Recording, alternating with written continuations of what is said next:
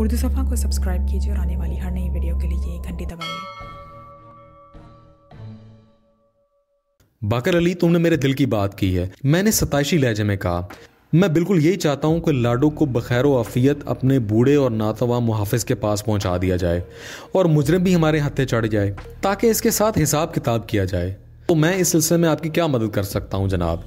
नवाज ने ताउन आमेज लहजे में कहा। शाबाश बच्चे, मैंने तारीफी अंदाज में कहा। तुमने ये की ना काम की बात, तुम यकीनन हमारे लिए मदद कर सकते हो। आप हुक्म करें जनाब। वो बोला, मुझसे जो कुछ हो सका मैं जरूर करूंगा। सबसे पहले तो तुम ये सुराग लगाओ कि ताफू लाहौर में कहाँ गया है। मैंने कहा, बाकी काम मैं बाद में बताऊंगा। वो बोला, तो ये तो मैं आपको बता चुका हूं कि वो अपने दोस्त महबूब अली से मिलने लाहौर गया है और तुम्हें यह मालूम नहीं कि महबूब अली लाहौर में कहाँ और किस जगह रहता है। मैंने चुपते हुए लहजे में कहा। यही है ना बात? बिल्कुल यही है जनाब। इसने ताइदी अंदाज में गर्दन हिला दी। सुनो नवाज, मैंने ठहरे हुए लहजे में इसे मुखातिब किया, यह भी जरूरी नहीं है कि ताफू लाहौर ही गया हो। मुमकिन है उसने तुम्हारे सामने झूठ बोला हो, वो लाहौर का बताकर कहीं और निकल गया हो। लाडो के अगवा की सूरत में तो दरोगोई इस पर लाजिम हो जाती है और बिलफर्ज वो लाहौर ही गया है अपने दोस्त महबूब इलाही से मिलने, तो इस सूरत में तुम्हें महबूब इलाही का पता खोजना होगा। ये काम मैं कैसे कर सकता हूँ जनाब? वो उलझन ज़दा अंदाज में बोला। मैंने कहा, काम तो तुम्ही को करना है, तरीका मैं बताऊंगा। वो पूरी तवज्जो से मुझे देखने लगा। हाँ बताएं जनाब। मैंने कहा, तुम किसी ऐसे आदमी का नाम बताओ जो ताफू से बहुत करीब हो, यानी इसका बेतकल्लुफ दोस्त हो और इसी इलाके का रहने वाला हो। मुमकिन है उसे ताफू के लाहौर वाले दोस्त का पता ठिकाना मालूम हो। ऐसा एक आदमी तो है, नवाज ने बताया। कौन है वो? सब्जी मंडी का एक आड़ती है। वो बोला, प्याज और आलू वगैरह की आड़त करता है। इसका नाम जब्बार हुसैन है। मेरे ख्याल में ये शख्स ताफू के सबसे ज्यादा करीब है। मैंने आड़ती जब्बार हुसैन की दुकान का मोहल्ले वकू अच्छी तरह समझ लिया और कुछ मजीद पूछगछ के बाद नवाज को जाने की इजाजत दे दी। वो मेरा शुक्रिया अदा करके जाने लगा तो मैंने कहा, नवाज एक बात का ख्याल रखना, हमारे दरमियान ताफू और लाडो के हवाले से जो बातें हुई हैं उन्हें अपने तक ही रखना। फिलहाल इन हालात का आम होना मुनासिब नहीं, इससे तफ्तीश में रुकावट पैदा हो सकती है। मैं आपकी बात का मतलब अच्छी तरह समझ रहा हूं जनाब। वो ठोस लहजे में बोला। आप इस सिलसिले में बिल्कुल बेफिक्र और मुतमईन हो जाएं। नवाज के सीने में बहुत जगह है, मैं आपको शिकायत का मौका नहीं दूंगा। और एक और बात का खास ख्याल रखना है, मैंने याद दहानी वाले अंदाज में कहा, अगर इस दौरान ताफू वापस आ जाए या वो तुम्हें दिखाई दे तो मुझे फौरन इत्तला दो। इस सिलसिले में तुम किसी और से जिक्र नहीं करोगे। अगर तुम्हें मैं थाने में ना मिलूं तो तुम बेधड़क मेरे सरकारी क्वार्टर में आ सकते हो। इसने मुझे यकीन दिलाया कि वो मेरी हिदायत पर पूरी तरह अमल करेगा और फिर वो थाने से रुखसत हो गया। इसके जाने के बाद मैं ASI बाकर अली की तरफ मुतवज्जो हो गया। बाकर अली, मैंने अपने दोनों हाथों को घूरते हुए कहा, क्या इरादा है? सब्जी मंडी के आड़ती जब्बार हुसैन के पास चला जाए? बिल्कुल चला जाए जनाब, वो मेरी तायद में बोला। मुझे यकीन है कि वो ताफू के लाहौर वाले दोस्त से जरूर वाकिफ होगा। वैसे हमें जब्बार हुसैन का पता ढूंढने में किसी दिक्कत का सामना नहीं करना पड़ेगा। मैंने वो दुकान देख रखी है। दुकान की पेशानी पर शेख जब्बार हुसैन एंड सन्स का बोर्ड भी आवेजा है। मैंने कहा, लेकिन मैं इस सिलसिले में ज्यादा पुर उम्मीद नहीं हूं। वो क्यों जनाब? ASI ने पूछा। दरअसल किसी नौजवान लड़की का अगवा कोई मामूली बात नहीं है। मैंने सोच में डूबे हुए लहजे में कहा, ऐसे मौके पर मुजरिम उमूमन उन मकामात को ठिकाना बनाते हैं जो कम से कम दूसरों की नजरों में हो। एक लम्हे को खामोश रहने के बाद मैंने इजाफा किया, यह तो मुमकिन है कि शेख जब्बार हुसैन से हमें ताफू के लाहौर वाले दोस्त महबूब इलाही का पता ठिकाना मिल जाए, लेकिन यह जरूरी नहीं है कि ताफू महबूब इलाही के पास भी गया हो। यह तो आप ठीक कह रहे हैं, ASI ने कहा। खास तौर पर एक बेहोश औरत को एक शहर से दूसरे शहर में मुंतकिल करना कोई आसान काम नहीं है। मैंने कहा, मेरा भी ये ख्याल है। अगर लाडू को अगवा करने वाला ताफू ही है तो मंतकी तौर पर वो लाडू के साथ इस जिले के किसी गांव या कस्बे में मौजूद होगा। वो जाए वारदात से ज्यादा दूर जाने का रिस्क नहीं ले सकता। आपकी बातें दिल को लग रही हैं, बाकर अली ने कहा। खैर, शेख जब्बार हुसैन से मुलाकात कर लें, देखें इसके बाद क्या सूरत हाल सामने आती है। आधे घंटे बाद हम दोनों थाने से निकल आए। मज़कूरा सब्जी मंडी थाने से ज्यादा दूर नहीं थी। कमोबेश 3 फरलांग का ये फासला हमने पैदल बातें करते हुए तय किया और सब्जी मंडी के सामने पहुंच गए। मंडी के दाखिली दरवाजे पर ASI बाकर अली ने कहा, मलिक साहब, ताफू तो एक सनद याफ्ता गुंडा है, देखें इसका दोस्त शेख जब्बार किस कमाश का आदमी है। उमूमन तो यही देखने में आया है कि अच्छे अफराद के दोस्त अच्छे और बुरे अफराद के दोस्त बुरे होते हैं। मैंने कहा, मगर हम इसको हतमी फार्मूला नहीं बना सकते। इंसान खुदा की इतनी पेचीदा और पुरकार तख्लीक है कि बाज़ औक़ात ये अपने बारे में बनाए हुए तमाम फार्मूलों, कवायद, कवानीन की ऐसी की तैसी कर देता है। एक लम्हे के तवक्कुफ से मैंने कहा, इस सिलसिले में मुझे एक दूध फरोश का लड़का याद आ रहा है। ASI ने वजाहत तलब नज़र से मुझे देखा। मैंने अपनी बात को आगे बढ़ाते हुए कहा, इन दिनों मैं चक झुमरा के एक थाने में तैनात था। वहाँ के एक दूध फरोश का लड़का जावेद अजीबो गरीब ताल्लुकात का आदमी था। उसके दोस्तों में हर किस्म के लोग शामिल थे, नेक, मुजरिम, परहेजगार, गरीब, अमीर, तालीम याफ्ता, जाहिल। वो कभी किसी के साथ नजर आता था और कभी किसी के साथ। इसके बारे में कभी बिलवास्ता या बिला वास्ता कोई शिकायत सुनने में नहीं आई थी। बहरहाल ये दुनिया है, यहाँ हर तरह के लोग पाए जाते हैं। बात करते हुए हम शेख जब्बार एंड सन्स पर पहुंच गए। हम उस वक्त अपने सरकारी यूनिफॉर्म में थे, इसलिए हमें हाथों हाथ लिया गया। इंसान का ये अलमिया है कि वो दूसरे इंसान को उनके रुतबे, ओहदे, इक़्तिदार और इख्तियार की बुनियाद पर इज्जत व एहतराम देता है। अगर हम सिविलियन ड्रेस में होते तो हमें आलू प्याज का कोई खरीदार ही समझा जाता।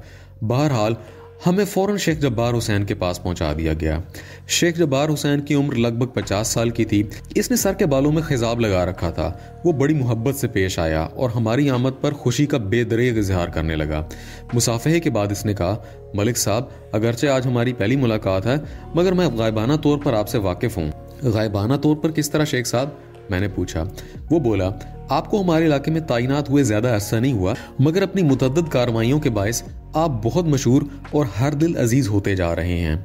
पिछले महीने आपने जिन 4 डाकुओं को एक जबरदस्त मुकाबले के बाद गिरफ्तार किया, वो कारनामा आपका लाजवाल तारुफ है। इस तारीफ पर मैंने इसका तहे दिल से शुक्रिया अदा किया। इस मार्के में मैंने वाकई अपनी जान जोखिम में डाल दी थी। आइंदा इस सनसनीखेज और नाकाबिल फरामोश मार्के की तफसील भी कारीन की खिदमत में जरूर पेश करूंगा। रस्मी तारुफ के बाद शेख जब्बार ने खुश दिली से कहा, मलिक साहब, आप इसे अपनी दुकान ही समझें और मुझे अपना अजीज दोस्त समझें, और बिला तकल्लुफ बताइए कि ठंडा चलेगा या गर्म या फिर दोनों। मैंने पुरखुलूस लहजे में कहा, किसी किस्म के तकल्लुफ की जरूरत नहीं है शेख साहब। इस वक्त हम कार्य सरकार के सिलसिले में आपके पास आए हैं। हमें एक इंतहाई संगीन और संजीदा मामले में आपका ताउन दरकार है। मैं हर किस्म का ताउन के लिए तैयार हूँ। वो सीने पर हाथ मारते हुए बोला, लेकिन ये मुमकिन नहीं कि आप पहली मर्तबा आएं और बगैर कुछ खाए पिए चले जाएं। थोड़ी बहुत खातिर तवाज़ा का मौका तो आपको देना ही पड़ेगा। जब इसका इसरार हद से बढ़ गया तो मैंने ज्यादा मुज़ाहमत ना की। किसी के सच्चे खुलूस को दिल से ठुकराना भी गुनाह अजीम है। आजकल वैसे भी दुनिया में खुलूस मोहब्बत आहिस्ता आहिस्ता खत्म होता जा रहा है। शेख जब्बार ने हमारे लिए कुछ मौसमी फल और दूध पत्ती मंगवाई। जिस दौरान वो अपने मुलाजिम को ये लवाजमात लाने के अहकाम दे रहा था, ASI बाकर अली ने मुझसे सरगोशियाना लहजे में कहा, मलिक साहब, ये भी जावेद की तरह कोई चीज है। क्या मतलब बाकर अली? वो भी थोड़ी देर पहले आपने दूध फरोश के लड़के जावेद का किस्सा नहीं सुनाया था? बाकर अली ने याद दहानी कराई। मुझे फौरन याद आ गया। दरअसल मैं इस वक्त सिर्फ और सिर्फ लाडो और ताफू के बारे में सोच रहा था। अच्छा, तुम उस लड़के की बात कर रहे हो? हाँ भाई, अपने शेख साहब तो खासे सीधे और महज़ब इंसान साबित हो रहे हैं। नेमत खुदाबंदी से 2 हाथ करने के दौरान मैंने शेख जब्बार को अपनी आमद और गर्ज़ो गारियत से आगाह किया और महबूब इलाही के एड्रेस के बारे में इस्तफसार किया। पूरी बात सुनने के बाद इसने कहा, मलिक साहब, महबूब इलाही का एड्रेस तो मैं आपको अभी लिखवा देता हूँ, लेकिन किसी औरत की अगवा की बात मुझे समझ में नहीं आ रही। जो बात आपके लिए उलझन का बायस है, मैं इसकी वजाहत बाद में करूंगा। मैंने अपनी जेब से कलम और नोटबुक निकालते हुए कहा, पहले आप महबूब इलाही का पता ठिकाना मुझे नोट करवा दें। चंद लम्हों के बाद शेख जब्बार हुसैन ने मुझे ताफू के लाहौर वाले दोस्त महबूब इलाही के बारे में मुख्तसर तौर पर बताने के बाद इसके घर और दुकान का पता मैं तफसील नोट करवा दिया। महबूब इलाही की बदामीन बाग के इलाके बसों के अड्डे के नज़दीक ऑटो स्पेयर पार्ट्स की एक दुकान थी।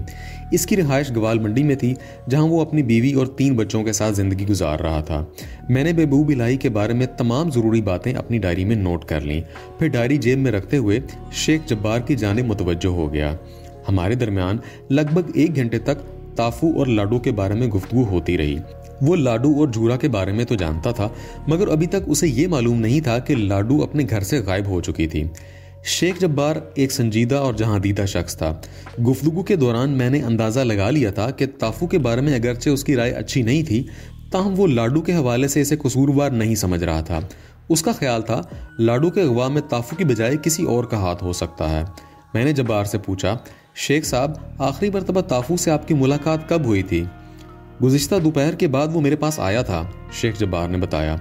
मैंने पूछा, क्या इसने आपसे कोई बात की थी कि वो लाहौर जाने का इरादा रखता है?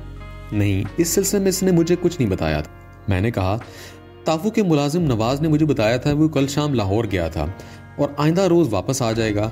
पता नहीं इस बयान में किस हद तक सदाकत है। आप किस बयान की बात कर रहे हैं? शेख जब्बार ने पूछा। नवाज के या ताफू के? मेरा इशारा ताफू की बात है। मैंने कहा, मुमकिन है इसने अपने मुलाजिम के सामने झूठ बोला हो। शेख जब्बार ने कहा, होने को तो बहुत कुछ हो सकता है। मजीद थोड़ी देर रुकने के बाद हम सब्जी मंडी से निकलकर थाने पहुंच गए। उस वक्त असर की नमाज की अजानें हो रही थी। मैंने एसआई से पूछा, बाकर अली क्या ख्याल है, अभी और इसी वक्त लाहौर का रुख कर सकते हैं? आपका हुक्म हो तो मुझे क्या एतराज हो सकता है, बाकर अली ने कहा। वैसे मेरा मशवरा यह है कि लाहौर जाने का प्रोग्राम हम कल पर छोड़ दें। इसकी दो वजूहात हैं। मैंने एएसआई के मशवरे को सराहा और कहा, मुझे उम्मीद थी कि तुम यही जवाब दोगे। मेरा खुद भी यही इरादा था। मैंने सिर्फ और सिर्फ तुम्हें आजमाने के लिए यह सवाल किया था। ताहम जिन दो वजूहात का जिक्र किया वो बयान कर दो। पहली वजह तो यह है कि अगर हम अब लाहौर की जानिब चलेंगे तो कम से कम 4 घंटे से पहले वहां नहीं पहुंच पाएंगे। हमें पहले कस्बे से शहर की तरफ सफ़र करना पड़ेगा, फिर वहां से बस में बैठकर लाहौर जाना होगा। जब हम बादामी बाग के बस अड्डे पर पहुंचेंगे तो इतना वक्त हो चुका होगा कि महबूब इलाही अपने ऑटो स्पेयर पार्ट्स की दुकान बंद करके घर जा चुका होगा। चुनाचे हमें ग्वाल मंडी में वाकई उसके घर का रुख करना पड़ेगा। मेरा ख्याल है कि इस दरबदरी का कोई फ़ायदा नहीं होगा। और दूसरी वजह क्या है? मैंने पूछा। वो बोला, मलिक साहब, मुमकिन है कि थाने में रहते हुए हमें कोई ना कोई इत्तला मौसूल हो जाए। आपने मासी जीवा और चंद दूसरे अफराद को थाने में बुलाया है। हो सकता है कि इनमें से कोई मुफीद बात मालूम हो जाए। एक लम्हे के तौक़ुफ़ के बाद उसने इजाफा किया, नवाज के मुताबिक ताफू ने कल वापस आने का कहा है। हो सकता है वो कल सुबह वापस आ जाए। हमारे लाहौर चले जाने से कहीं ऐसा ना हो कि हम उधर वहां पहुंच जाएं और ताफू यहाँ पहुंच जाए। मेरा ख्याल है हमें कल शाम तक अपने थाने की हुदूद से बाहर नहीं निकलना चाहिए। बाकर अली की तजवीज़ खासी माकूल थी, लिहाजा मैं इसे इत्तफाक करते हुए कहा, ठीक है, हम सरदस्त थाने ही जा रहे हैं। जब हम थाने पहुंचे तो मंजूर अहमद उर्फ चाचा जूरा वहां मौजूद था। मेरी आमद पर इसने उम्मीद भरी नजर से मुझे देखा और पूछा, थानेदार साहब, मेरी बीवी का कुछ पता चला? तुम्हारी बीवी का तो नहीं, मगर ताफू के बारे में कुछ सुनगिन मिली है, मैंने मोतदल लहजे में कहा। वो बोला, ताफू इस वक्त कहाँ है? सुना है कि वो लाहौर है और कल वापस आ जाएगा। मैंने कहा, वो कल तक तो बहुत देर हो जाएगी थानेदार साहब, जूरा हाथ मलते हुए बोला। इस वक्त तक तो वो अपनी धमकी के मुताबिक मेरी लाडो की इज्जत और जान से खेल चुका होगा। आप जल्द अज जल्द लाहौर पहुंचे जनाब, वरना गजब हो जाएगा। मैंने तसल्ली अमेज लहजे में कहा, चाचा जूरा, जज्बाती होने से कुछ हासिल नहीं होगा। मैंने तुम्हें बताया है कि ताफू के लाहौर जाने का सुराग मिला है। इससे यह जाहिर नहीं होता कि लाडो भी उसके साथ लाहौर गई है या वो जबरदस्ती लाडो को अपने साथ लाहौर ले गया है। तुम बात को समझने की कोशिश करो। अभी तक ऐसी कोई शहादत नहीं मिली जिससे यह पता लगता हो कि लाडो को वाकईतन ताफू ने ही अगवा किया है। वो मायूसी से गर्दन झटकने लगा और फिर शिकस्ता लहजे में बोला, थानेदार साहब, पता नहीं आप किस किस्म की शहादतें जमा करते फिर रहे हैं। मैंने काफ़ी पहले आपको बताया था कि ताफू ने बड़े वाज़ेह अल्फाज में लाडो को अगवा और आबरू रेजी की धमकी दी थी। खुदा जाने आपको मेरी बात का क्यों यकीन नहीं आ रहा। बात यकीन आने या ना आने की नहीं है चाचा, मैंने मुतहम्मल लहजे में कहा। हमारा काम करने का अपना अंदाज है। हम शिकायत दर्ज करने वालों की मर्जी से नहीं, बल्कि हालात व वाक़यात और मौक़े शहादतों की रोशनी में तफ्तीश की गाड़ी को आगे बढ़ाते हैं। वो नाउम्मीद नज़र से मुझे देखने लगा। मैंने तफ्तीशी आमेज़ लहजे में इसे समझाने की कोशिश की। देखो चाचा जूरा, हमारी तरफ से तुम अपने दिल में बदगुमानी लाने की कोशिश ना करो। मुझसे जो कुछ बन पड़ा मैं तुम्हारी बीवी की बाजियाबी के लिए वो ज़रूर करूँगा। थोड़ी देर बाद वो शिकस्ता दिल और बोझिल कदमों से वापस चला गया। मैं जूरा को मसले को बखूबी समझ रहा था, मगर ये मुमकिन नहीं था कि मैं जादू की छड़ी घुमाकर इस नौ उम्र बीवी को बरामद कर लूँ। शाम के वक्त मासी जीमा थाने आई और मैंने इससे एक भरपूर और मालूमात अफजा मुलाकात की। मासी जीमा इसी इलाके की दाया थी। इसने लाडू के हवाले से इस बात की तस्दीक की कि वो आंख में टक्का करने की आदी थी। अब ये लाडू की कौन सी मजबूरी थी, इससे बहस नहीं थी। मासी जीमा के मुताबिक बूढ़े शोहरों की नौजवान बीवियां उमूमन इस किस्म की सरगर्मियों में मसरूफ पाई जाती हैं। मासी जीमा के बाद इलाके का एक करियाना फरोश उमरदीन और एक काशकार सलामत अली भी मेरे पास आए थे। इन दोनों के बयान के मुताबिक ताफू लाडू पर गहरी नजर रखे हुए था। ताफू को कई मर्तबा चाचा जूरा की गली में फेरे लगाते देखा गया था। अगरचे इस कार खैर में और भी कई अफराद भरपूर हिस्सा ले रहे थे, मगर ताफू वहां एक मारूफ शख्स था और इस हवाले से लाडू के अगवा की बात भी हो रही थी, इसलिए इसका जिक्र बतौर खास किया जा रहा था। मैं उस रोज हस्बे मामूल थाने से उठकर अपने सरकारी क्वार्टर में चला आया था। एक कांस्टेबल खाना पकाने का माहिर था। वो रोजाना मेरे लिए खाना तैयार कर देता था। रोटी अक्सर मैं तंदूर से मंगवा लिया करता था। रात का खाना खाने के बाद मुताले में मसरूफ हो गया। ये मेरी बरसों की आदत है। इस दौरान मैं मुफीद किताबों का मुताला भी करता हूँ और पेचीदा नाकाबिल हल केसों की स्टडी भी करता हूँ। मैं इस रोज भी कानून की एक किताब के मुताले में गर्क था कि मेरे क्वार्टर की बैरूनी दरवाजे पर दस्तक हुई। मैंने चौंक कर दरवाजे की तरफ देखा। इस वक्त उमूमन सिर्फ उसी सूरत में मुझे बुलाया जाता था जब थाने में कोई इमरजेंसी होती थी, वरना शबीना ड्यूटी वाला इंस्पेक्टर खुद ही छोटे मोटे मामलात को निपटाता रहता था। मैंने कानून की किताब बंद की और उठकर दरवाजा खोल दिया। दरवाजा खुलते ही जिस शख्स पर मेरी निगाह पड़ी उसे देखकर मैं चौंक उठा। वो कोई शबीना ड्यूटी वाला पुलिस एहलकार नहीं बल्कि ताफू था। जी हाँ, अल्ताफ उर्फ ताफू, तुम यहाँ? बेख्तियार मेरे मुंह से निकला और गैर इरादी तौर पर मेरी नज़र ताफू के अकब में उड़ गई। मैं बेसाख्ती के आलम में वहां लाडू को तलाश कर रहा था। ताफू ने धीमी लहजे से कहा, मलिक साहब, मैं एक इंतहाई अहम इत्तला लेकर आया हूँ। अगर आप मुनासिब समझें तो आपके क्वार्टर में बैठकर बात करते हैं। मुझे इसकी तजवीज़ में कोई इतराज़ नहीं था, इसलिए मैंने इसे अंदर आने का रास्ता दिया। वो मेरे क्वार्टर में दाखिल हुआ तो मैंने बैरूनी दरवाजे की कुंडी चढ़ा दी। फिर ताफू की तरफ देखते हुए कहा, लाडू कहाँ है ताफू? वो लाहौर में है जनाब, वो राजदारी से बोला। उसे वहां क्यों छोड़ आए हो? मैंने सख्त लहजे में दरियाफ्त किया। वो नरम लहजे में बोला, जनाब मैं इसे कहीं नहीं छोड़ आया, मैंने तो उसका सराग लगाया है। मैं कल रात से मुसलसल हरकत में हूँ। आप पूरी बात सुनेंगे तो खुश होकर मुझे इनाम से भी नवाजेंगे। मुझे ताफू के रवैये और बातों से सख्त हैरत हो रही थी। मैंने कहा, ताफू, यहाँ तो ये कहानी चल रही है कि तुमने लाडू को अगवा कर लिया है। मैंने लाहौर में तुम्हारे दोस्त महबूब इलाही के बारे में मालूमात भी इकट्ठी कर ली हैं। कल सुबह मैं लाहौर जाने वाला था और तुम और लाडू की तलाश में, अगर तुम तो कुछ और ही खबरें सुनाने के मूड में हो। वो कदरे शौक लहजे में बोला, पहले आराम से कहीं बैठ तो जाएं जनाब, फिर मैं आपको तफसील से बताता हूँ। मैं इसे सरकारी क्वार्टर के इकलौते कमरे में ले आया, फिर एक आहनी कुर्सी पर बैठने का इशारा किया और खुद अपने बिस्तर पर ही बैठ गया। मेरी सवालिया नज़र मुसलसल ताफू पर टकी हुई थी। वो मेरे घूरने का मफहूम जानते हुए निहायती मजबूत लहजे में गोया हुआ, मलिक साहब, लाडू को अगवा मैंने नहीं बल्कि जुल्फी ने किया है। एक लम्हे को रोक कर इसने कहा, दरअसल मैं ये कहना चाहता हूँ कि लाडू अपनी मर्जी से जुल्फी के साथ यहाँ से गई थी। मैंने पूछा, ये जुल्फी कहाँ से आन टपका? जुल्फकार उर्फ जुल्फी हमारे पड़ोसी मोहल्ले का रहने वाला है, ताफू ने बताया। वो अपने मोहल्ले में जूतों की दुकान पर बैठता था। दुकान उसके अब्बा की है। वो बाप की मदद की खातिर दुकान पर बैठता था। एक लम्हे को वो खामोश हुआ, फिर बात जारी रखते हुए बोला, मेरी तरह जो अफराद लाडू के दरवाजे के चक्कर काटते थे, इनमें जुल्फी भी शामिल था। मैं तो आपकी हिदायत पर इस शैतानी मसरूफियत से बाज आ गया, मगर जुल्फी मुसलसल अपने मकसद से चिपका रहा। इसकी एक खास वजह यह भी थी कि लाडू वाकईतन इसकी हौसला अफजाई कर रही थी। मलिक साहब, औरत बड़ी अजीब चीज है, कुछ पता नहीं चलता कि कब और किस पर फरेफ्ता हो जाए।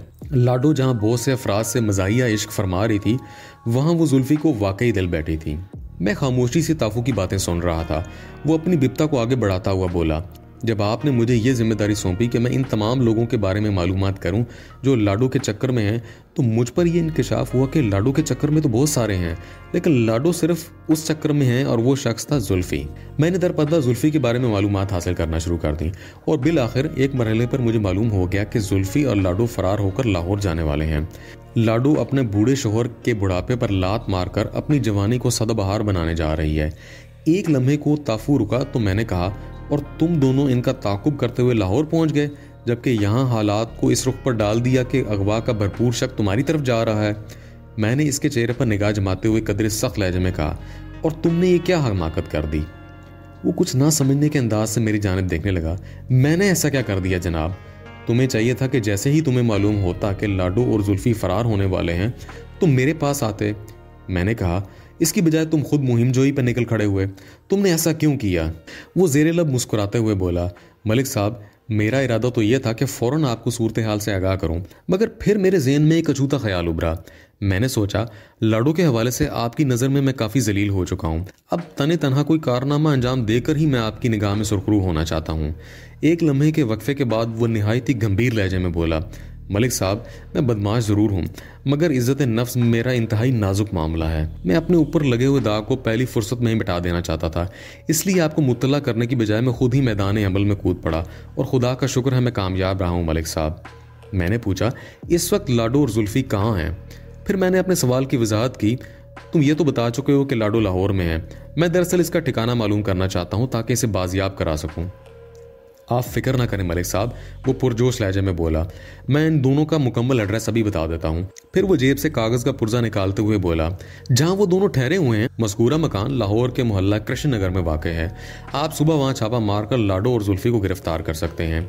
मैंने वो पता और मकान नंबर अपने पास नोट कर लिया और सख्त लहजे में कहा, ताफू, अगर तुम्हारी इत्तलात गलत साबित हुई तो समझ लेना तुम सीधे जेल जाओगे। मैं आपको मायूस नहीं करूंगा जनाब, वो जज्बाती हो गया। ये एक शरीफ बदमाश का वादा है जो हजारों लाखों बदमाश शरीफों से ज्यादा मजबूत साबित होगा। कुछ देर के बाद मैंने ताफू को रुखसत किया।